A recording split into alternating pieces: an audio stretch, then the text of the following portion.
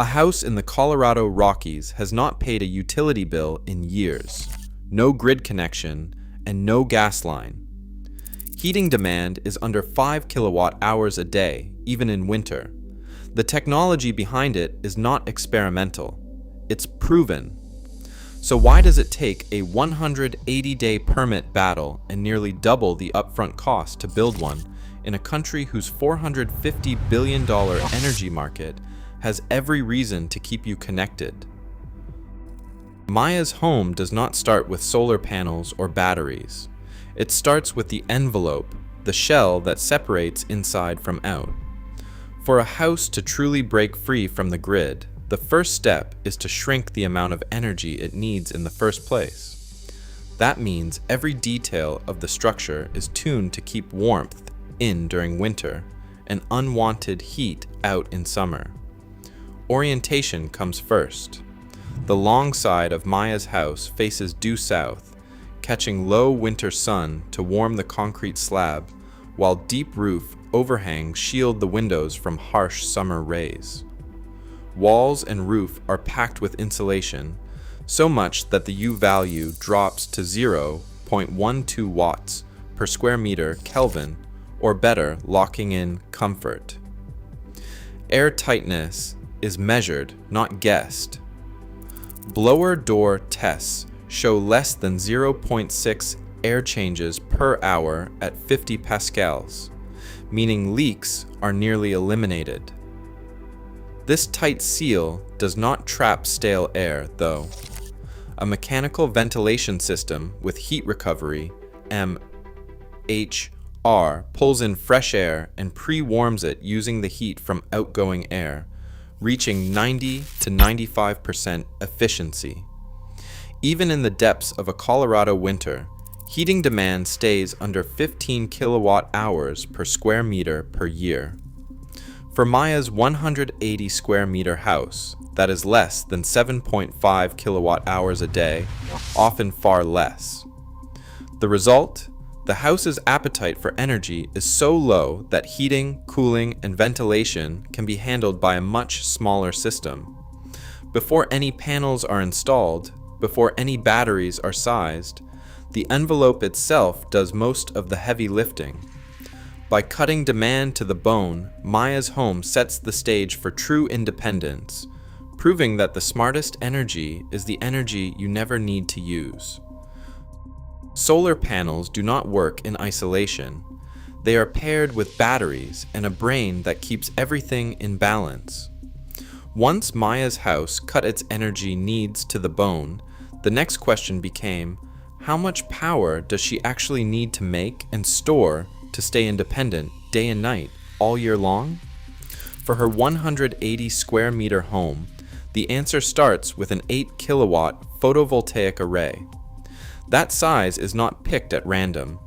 It is calculated using the house's annual load, local solar hours, and a performance ratio of 0.85, which factors in real-world losses from heat, dust, and wiring.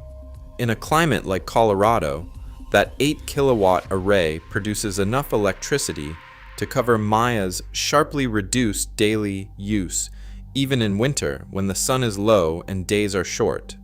But sunshine is not guaranteed. That is where storage comes in. Maya's battery bank holds 15 kilowatt hours, built from lithium iron phosphate cells, chosen for their high efficiency and long cycle life. These batteries can store about 95% of the energy they receive, wasting very little to heat. The system is sized for at least 2 to 3 days of autonomy, plus a 20% safety buffer. That means if clouds roll in or snow covers the panels, Maya's house keeps running without interruption. The home's energy management system forecasts weather and household demand, deciding when to charge or conserve. If a big storm is coming, it pre-charges the battery, shifting heavy loads to midday when the sun is strongest.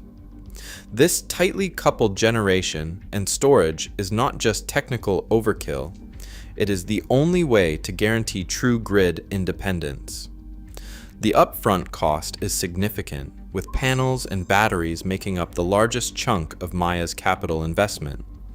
But the payoff is a home that runs 24 hours a day, 7 days a week, year-round, with no grid backup and no utility bills. The envelope and the energy system work as a single, carefully tuned machine, closing the loop on self-sufficiency before water and waste even enter the equation. Rain doesn't just run off Maya's roof. It's her primary water supply. Every millimeter of rainfall is counted, and collection efficiency is about 0.8 liters per square meter for each millimeter of rain that falls. Over a typical year, her 200 square meter roof can yield nearly 400 cubic meters of water, enough to cover drinking, bathing, cooking, and irrigation for a family of 4, even in a dry climate. The harvested rainwater flows first through a debris screen and a first flush diverter, which discards the initial runoff to remove dust and contaminants. From there, it enters a series of filters, coarse sediment, activated carbon, and finally, a UV sterilizer that brings the water to potable standards. The heart of the system is Maya's 20,000-liter storage tank, sized to ride out multi-week dry spells. Tank maintenance is routine. Every 6 months, she inspects for sediment and biofilm, keeping the supply safe. Not a drop is wasted. Gray water from showers and sinks is collected separately, passing through a gravel and plant-constructed wetland. This living filter removes over 80% of biochemical oxygen demand, polishing the water for reuse in toilet flushing or garden irrigation.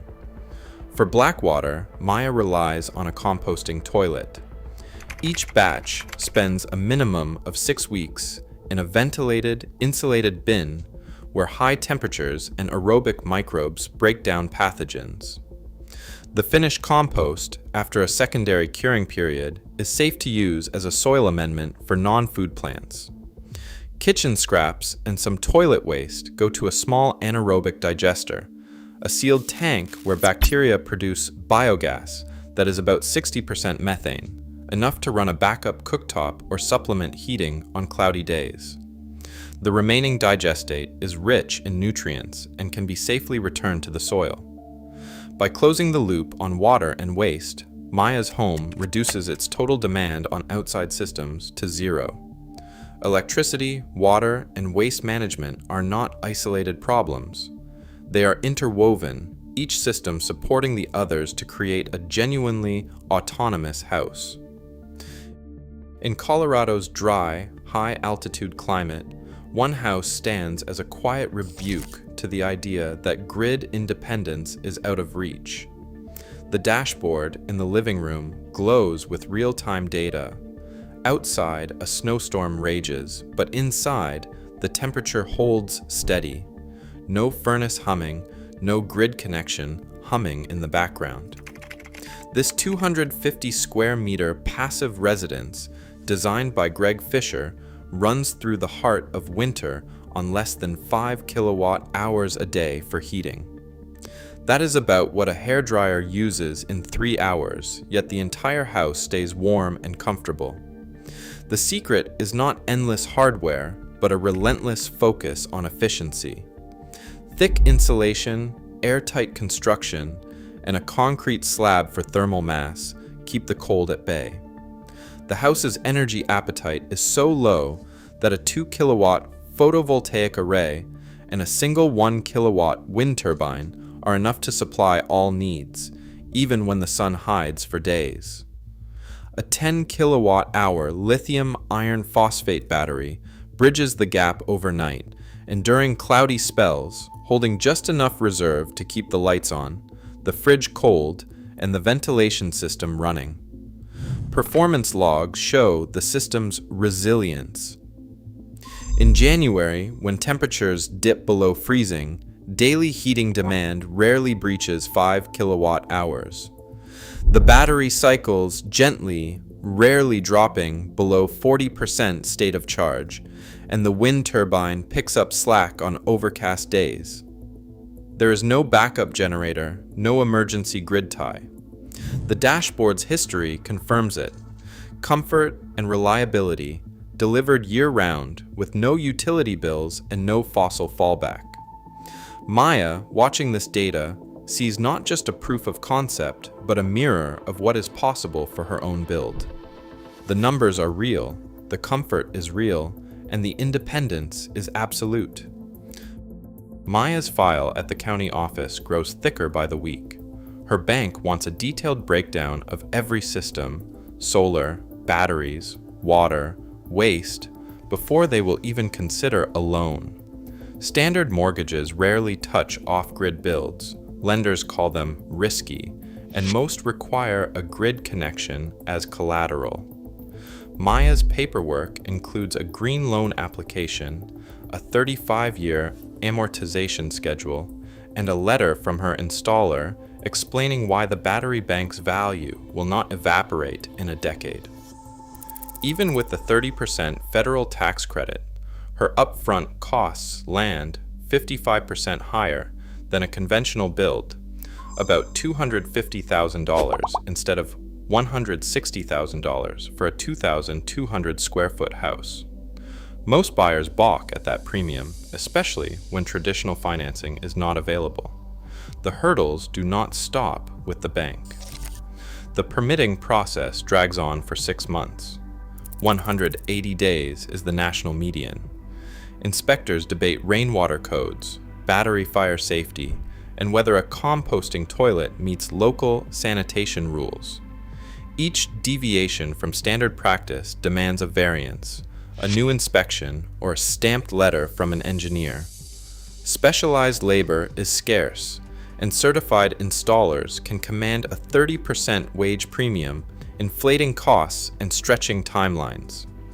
Meanwhile, the broader market barely notices.